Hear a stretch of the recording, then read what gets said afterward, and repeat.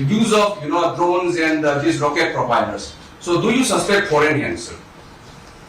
See, I am not taking any additional questions. Okay. We cannot comment on those things without any solid proof.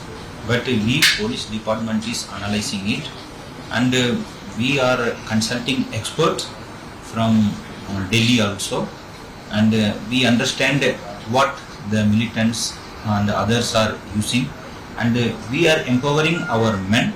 We are strengthening our men that they will have more firepower, they will have a better technology than the others that on the field. So one question, And this one I want to finish it. In fact, when local public fight with local police, whatever the reason, the issues are always get diverted.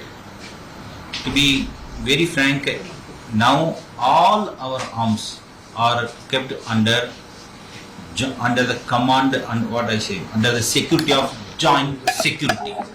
Our police is there, BSF is there, our police, BSF, CRPF, MR, IRB, they are together protecting the arms. So when some miscreants instigate the public, let's go for arms looting, be it hill or valley, they are just making these innocent people like a fool. You go and get killed yourself. Since our policemen are also there securing our arms, since they know the public, they are coming first. They are coming first and they are talking, and when they could not kind of control, then they use tear smoke and then they tussle, then that is how they are protecting. Just imagine if our police go back and if they put central force in front. The BSF, CRPF or any other forces, they will not keep quiet.